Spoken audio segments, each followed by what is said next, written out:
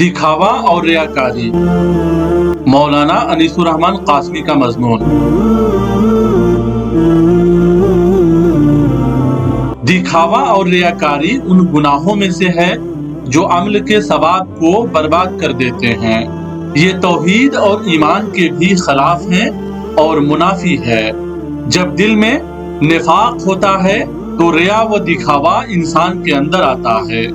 جیسے منافقین کی ریا یہ تھی کہ وہ لوگوں کو دکھانے کے لیے ظاہری طور پر اسلام کا دعویٰ کرتے تھے، حالانکہ ان کے دلوں میں کفر پوشیدہ ہوتا تھا۔ یہ ریا توحید کے منافی ہے۔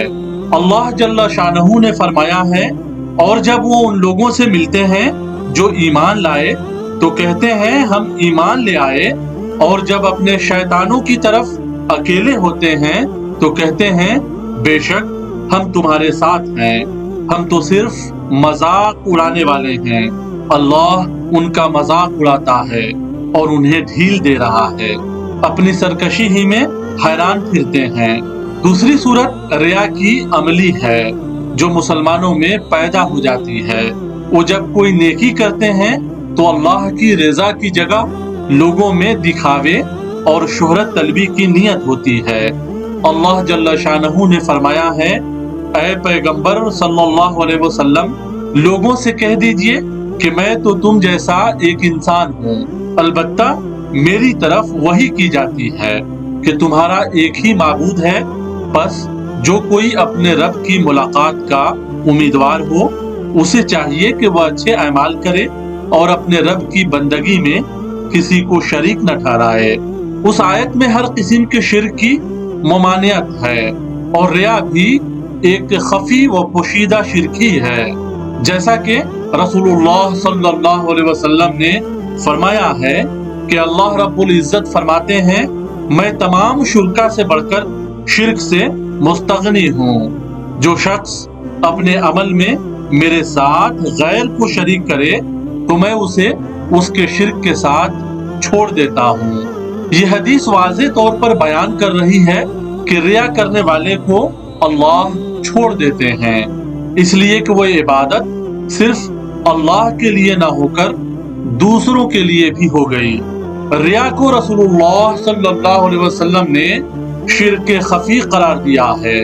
میں تمہارے بارے میں سب سے زیادہ شرک اصغر سے ڈرتا ہوں۔ صحابہ نے دریافت کیا، یا رسول اللہ شرک اصغر کیا ہے؟ آپ نے فرمایا ریاکاری۔ ایک دوسری روایت میں ہے، کیا میں تمہیں وہ بتا دوں جس کا خوف مجھے تم پر مسیح دجال سے بھی زیادہ ہے؟ صحابہ نے عرض کیا کہ اے اللہ کے رسول کیوں نہیں؟ تو آپ صلی اللہ علیہ وسلم نے فرمایا وہ شرک خفی ہے کہ کوئی شخص نماز کے لیے کھڑا ہو اور اپنی نماز محض اس لیے سنوار کر پڑھے کہ کوئی اسے دیکھ رہا ہے۔ اللہ جل شانہ نے منافقین کی نماز کے بارے میں فرمایا ہے، یہ منافق اللہ کے ساتھ دھوکے بازی کر رہے ہیں، حالانکہ در حقیقت اللہ ہی نے انہیں دھوکے میں ڈال رکھا ہے۔ جب نماز کے لیے اٹھتے ہیں تو کسمساتے ہیں، محض لوگوں کو دکھانے کی خاطر اٹھتے ہیں اور خدا کو کم ہی یاد کرتے ہیں۔ کفر و ایمان کے درمیان ڈماڈول ہیں، نہ پورے اس طرف ہیں نہ پورے اس طرف۔ جسے اللہ نے بھٹکا دیا ہو اس کے لیے کوئی راستہ نہیں پا سکتے ہیں۔ ایک دوسری جگہ ارشاد ہے، پھر تباہی ہے ان نماز پڑھنے والوں کے لیے جو اپنی نماز سے غفلت برتتے ہیں، جو ریاکاری کرتے ہیں اور معمولی ضرورت کی چیزیں لوگوں کو دینے سے گریز کرتے ہیں۔ نماز کے علاوہ مالی عبادات کے بارے میں بھی یہی حکم ہے کہ ریاکاری سے خرچ کرنے والا اللہ کے نزدیک محروم رہے گا۔ اللہ نے فرمایا ہے، اور وہ لوگ جو اپنے مال محض لوگوں کو دکھانے کے لیے خرچ کرتے ہیں اور در حقیقت نہ اللہ پر ایمان رکھتے ہیں اور نہ روز آخرت پر، سچ ہے کہ شیطان جس کا رفیق ہوا اسے بری رفاقت میسر آئی۔ بلکہ علم میں کمال حاصل کرنے والے اور جہاد میں شہادت اور دیگر عبادتوں میں دکھاوا کرنے والوں کے بارے میں ہے کہ ان کے سارے اعمال غارت ہو جائیں گے۔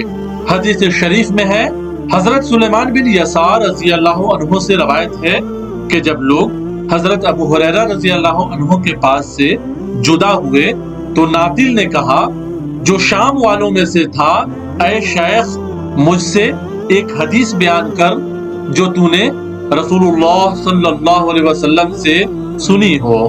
حضرت ابو ہریرہ رضی اللہ عنہ نے کہا اچھا، میں نے سنا رسول اللہ صلی اللہ علیہ وسلم سے، آپ صلی اللہ علیہ وسلم فرماتے تھے پہلے قیامت میں جس کا فیصلہ ہوگا وہ ایک شخص ہوگا جو شہید ہوا، جب اس کو اللہ کے پاس لائیں گے تو اللہ اپنے نعمت اس کو بتلا دے گا، وہ پہچانے گا، اللہ تعالیٰ پوچھے گا تو نے اس کے لیے کیا عمل کیا ہے؟ وہ بولے گا میں لڑا تیری راہ میں یہاں تک کہ شہید ہوا۔ اللہ تعالیٰ فرما دے گا تو نے جھوٹ کہا، تو اس لیے لڑا تھا کہ لوگ بہادر کہیں اور تجھے بہادر کہا گیا۔ پھر حکم ہوگا فرشتے اس کو اوندھے منہ گھسیٹتے ہوئے جہنم میں ڈال دیں گے، اور ایک شخص ہوگا جس نے دین کا علم سیکھا اور سکھلایا اور قرآن پڑھا، اس کو اللہ تعالیٰ کے پاس لائیں گے، وہ اپنی نعمتیں دکھلائے گا، وہ شخص پہچان لے گا، تب کہا جائے گا تو نے اس کے لیے کیا عمل کیا ہے؟ وہ کہے گا میں نے علم پڑھا اور پڑھایا اور قرآن پڑھا۔ اللہ تعالیٰ فرمائے گا تو جھوٹ بولتا ہے، تو نے اس لیے علم پڑھا تھا کہ لوگ تجھے عالم کہیں، اور قرآن اس لیے پڑھا تھا کہ لوگ قاری کہیں، تجھ کو عالم اور قاری دنیا میں کہا گیا۔ پھر حکم ہوگا فرشتے اس کو منہ کے بل گھسیٹتے ہوئے جہنم میں ڈال دیں گے، اور ایک شخص ہوگا جس کو اللہ تعالیٰ نے مال دیا تھا اور سب طرح کے مال دیے تھے، وہ اللہ تعالیٰ کے پاس لایا جائے گا، اللہ تعالیٰ اس کو اپنی نعمتیں دکھلائے گا، وہ پہچان لے گا، اللہ تعالیٰ پوچھے گا تو نے اس کے لیے کیا عمل کیا؟ وہ کہے گا میں نے کوئی راہ مال خرچ کرنے کی جس میں خرچ کرنا پسند کرتا تھا نہیں چھوڑی تیرے واسطے۔ اللہ تعالیٰ فرمائے گا تو جھوٹا ہے، تو نے اس لیے خرچ کیا کہ لوگ سخی کہیں، تو تجھے لوگوں نے سخی کہہ دیا دنیا میں۔ پھر حکم ہوگا فرشتے منہ کے بل کھینچ کر جہنم میں ڈال دیں گے۔ اس حدیث سے واضح ہو گیا ہے کہ بڑے بڑے نیک عمل کرنے والے اپنے ریاکاری کی بدولت جہنم میں جائیں گے۔ حقیقت یہی ہے کہ معاشرے میں ایسے بہت سے افراد موجود ہیں جو صرف دوسروں کو خوش کرنے یا اپنے عمل کو خدا کے لیے کرنے کے بجائے شہرت و خود نمائی کے لیے کرتے ہیں، اور اس سے مقصود یہ ہوتا ہے کہ دوسرے لوگ ان کی تعریف کریں اور ان کے عبادت و عمل کو پسند کریں، بلکہ جاہ و شہرت کے ایسے خواہش مند ہر چیز میں یہی چاہتے ہیں کہ ان کی تعریف کی جائے۔ رسول اللہ صلی اللہ علیہ وسلم نے فرمایا ہے لوگوں اس شرک سے بچو جو تم لوگوں میں چیونٹی کی چال سے بھی پوشیدہ ہو کر آتا ہے۔ عرض کیا گیا کہ اس سے کیسے بچا جائے جو چیونٹی کی شال سے بھی پوشیدہ ہو؟ آپ صلی اللہ علیہ وسلم نے فرمایا تم کہو اے اللہ میں تیری پناہ چاہتا ہوں کہ میں جانتے بوجھتے تیرے ساتھ شرک کروں، اور جو میں نہیں جانتا اس کے بارے میں استغفار کرتا ہوں۔ شہرت طلبی کی خواہش جب بڑھتی ہے تو یہ بھی ہوتا ہے کہ کوئی دینی یا علمی کام ہو مشتہر کیا جائے، یا کبھی کوئی کام کیا ہو مگر اس کا اعلان و اشتہار اس طرح ہوتا ہے کہ جو کام نہ بھی کرے اس کو بھی اپنی طرف منسوب کرتے ہیں۔ خود بھی عمل ہے، تقریر و تحریر کے ذریعے نصیحتیں خوب کرتے ہیں۔ ایسے لوگوں کو اللہ نے تنبیہ کرتے ہوئے فرمایا ہے اے ایمان والو کیوں کہتے ہو جو تم نہیں کرتے؟ اللہ کے نزدیک ناراض ہونے کے اعتبار سے بڑی بات ہے کہ تم وہ کہو جو تم نہیں کرتے۔ شہرت طلبی کا تعلق جاہ سے بھی ہوتا ہے، یعنی لوگوں کی نگاہ میں منصب و مرتبہ پانے کا شوق جب جاہ ہے، جب مال سے بھی لوگ جاہ و مرتبہ حاصل کرنا چاہتے ہیں، اس لیے بنیادی طور پر ان دونوں سے روکا گیا ہے۔ اللہ نے منافقین اہل کتاب کے بارے میں فرمایا ہے، تم ان لوگوں کو عذاب سے محفوظ نہ سمجھو جو اپنے کرتوتوں پر خوش ہیں اور چاہتے ہیں کہ ایسے کاموں کی تعریف انہیں حاصل ہو جو فی الواقع انہوں نے نہیں کیے ہیں۔ حقیقت میں ان کے لیے دردناک سزا تیار ہے۔ زمین اور آسمانوں کا مالک اللہ ہے اور اس کی قدرت سب پر حاوی ہے۔ رسول اللہ صلی اللہ علیہ وسلم نے فرمایا ہے، اور جو شخص جھوٹا دعویٰ کرے اپنے مال بڑھانے کے لیے تو اللہ اس کا مال اور کم کر دے گا، اور جو شخص قسم کھائے حاکم کے حکم سے جھوٹی۔ ایک روایت میں ہے، حضرت ثابت بن قیس انصاری نے رسول اللہ صلی اللہ علیہ وسلم سے کہا کہ اے اللہ کے رسول، مجھے اپنی ہلاکت و بربادی کا خوف ہے۔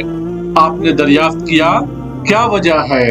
تو انہوں نے کہا کہ اللہ نے حکم دیا ہے کہ کوئی اپنے حق میں لوگوں سے تعریف نہ چاہے، اور میرے اندر یہ ہے کہ میں تعریف کو پسند کرتا ہوں۔